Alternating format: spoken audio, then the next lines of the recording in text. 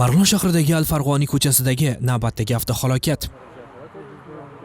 Bu ko'cha Yozyovon, Toshloq, Qo'shtepa tumanlari Marg'ilon shahrini bog'laydi. Avtomobillar to'qnashuvi bu manzilda ko'p uchraydi. Odamni urib yuborish esa 2025-yilda shu kungacha 6 ta ro'y beribdi. 10-fevral kuni ertalab bomdodga ketayotganimda soat 6:10 shu sodir bo'ldi shu narsa. Endi mana shu yerda menda hozir mana ro'yxatlari ham bor. O'lganlarning ro'yxatini olganman, invalidlar ham ro'ygani. Buni hech kim qiziqmayapti, hech kim qiziqtirmayapti bu narsa. Nahotki bitta insonda qadrli bitta mishiqchalik bo'lmasa.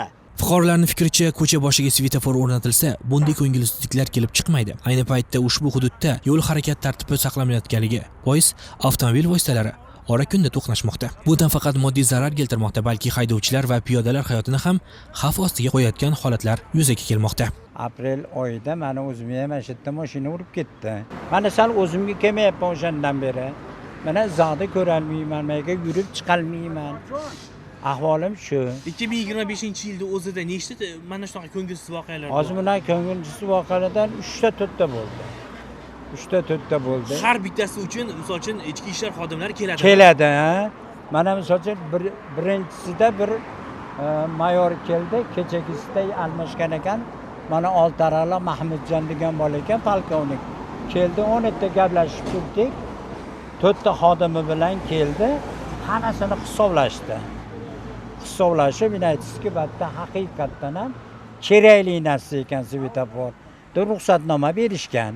Ko'p hollar piyodalarni tez harakatlanuvchi avtomashinalar urib ketmoqda. Ayniqsa bolalar va keksalar uchun yo'lni xavfsiz kesib o'tish mushkullik tug'dirmoqda. Har kuni yo'lda yuz berayotgan bunday holatlar aholini jiddiy tashvishga solmoqda. Shu sababli kerakli mas'ullarga ko'cha boshiga svetofor o'rnatish masalasida maktub yo'lladilar. 92-yildan beri shu harakat ketyapti. Men oxiri majbur bo'ldim, mana xalq qabulxonasiga, respublikaga murojaat qildim. 1-may kuni murojaat qilganman. 23 17 83 25 nomerda qabulxonaga yozdirganman. Mana 15 minut yaqin gaplashganman.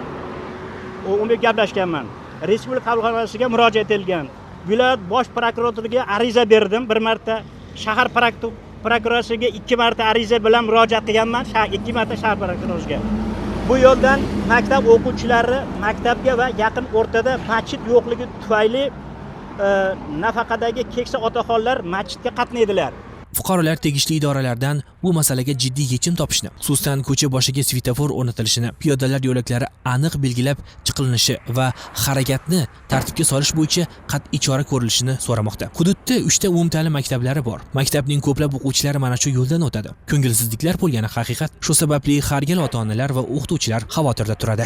Bu yerda 1 kilometr ichkaridan 80% o'quvchilar o'tadi bu yerda. 1-sinf ham o'tadi, 11-sinf bilan bor. Endi netda olsa svetofor yo'lning sababi 32 ham bir 300 ta bola o'tadi taxminan. Hozircha 20 ta 7 ga o'tadigan o'quvchilarimizga juda noqulaylik sabab bo'lyapti bu narsa mana xudo xohlasa amalga oshib qolsa, o'quvchilarimiz hayoti ham saqlanadigan muddamiz.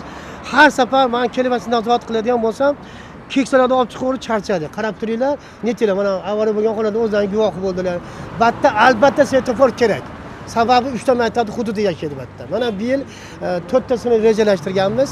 7-mayda 32 ga. Lekin qattiq olamiz bo'ladi. Albatta ular shaharga beradi, murojaat qiladi. Bolalar maktabga 70 ta xo'jalik mashalardan 24-maktabga qatnaydi. Mashinalarga ko'proq javob bo'lyapti. Yaqinda mana shu o'zimiz mahallada yaqinda bitta bolani urib ketgan. Endi u bola Xudoga shukr, Xudo qaytib berdi. Davolanib yaxshi bo'lib chiqdi. Shu bizni boshqa bir nimamiz yo'q. Asosiy shu bizga mana shu yerda svetofor qo'yib bersalar ham bo'ldi. Mahalliy aholi bu masala bo'yicha tegishli tashkilotlar tomonidan qat'iy va tezkor chora ko'rilishlarini talab qilmoqda. Ular nafaqat svetofor, balki yo'l belgilarini yangilash, piyodalar uchun maxsus yo'laklar chizish va nazoratni kuchaytirish kerakligini ta'kidlashmoqda. Aytishlaricha, o'z arzlarini aytib, ko'p tashkilotlarga borishibdi. Mas'ullar kelib suratga olib ketar emish. Biroq natijadan darak yo'q. Bir emas, qo'limizda 3 ta ruxsatnoma bor. Shuni nimagadir inobatga olishmayapti. Odamni qadri bilmayman, hech qayerga bormayaptimi? Endi hozir majbur bo'lyapmiz-da. Men mana shu odamdan keyin qiziqib qoldim. Nimaga endi shu ishlar bo'ladi-yu, shu odamlarni hech kim o'ylamayapti. Mana o'sha ishlar bo'lib o'tgandan keyin ana shu butchayda shu odamni bomdodda nima qilayotganda urib ketdi. Endi mesela biz ham qadrimizga yetish kerak-ku bu yerda. O'zga bir rahmdil inson topilib qoladi. Mavjud muammoga yechim topish maqsadida biz avtomobil yo'llari bosh boshqarmasining mutaxassisini taklif qildik. Xodim hududdagi yo'l infratuzilmasi, harakat shiddati va avtohalokatlarni statistikasi bilan tanishib chiqishni aytyapti. Endi avtoyo'lga bu borada murojaat kelib tushmagan. Aynan o'sha mahalladan yoki o'sha gaylar o'rganish davlat tomonidan bizga taqdimnoma orqali chiqish kerak aslida. Endi chiqqanda endi dasturlarga kiritilgan bo'lardi. Endi bu borada yo'lda mutaxassislarini jalb qilamiz. Gay bilan kelishgan holda bu yerda o'rganadi. O'sha go'z talablari bo'yicha harakat jadalligi, yo'lda o'sha kategoriyasi bo'yicha nima o'rganiladi. Agar ma'qul keladigan bo'lsa, mana qo'shimcha ajraydigan mablag'larga dasturlarga kiritishimiz mumkin buni. Qancha vaqtda o'rganib bo'lasizlar bevosita bu yerda? Buni o'rganishga bir hafta muddat ketadi. Endi uni moliyalashtirishga vaqt oladi-da, shu narsasi bor. Moliyalashtirishi yechilsa, Moliyalashtirish bevosita boshqarmadan bo'ladimi yoki respublika? Yo'q, respublikada Moliya vazirligi tomonidan bo'ladi. Endi u bizga bog'liq joylik bo'lmagani uchun o'sha narsasi vaqt oladi.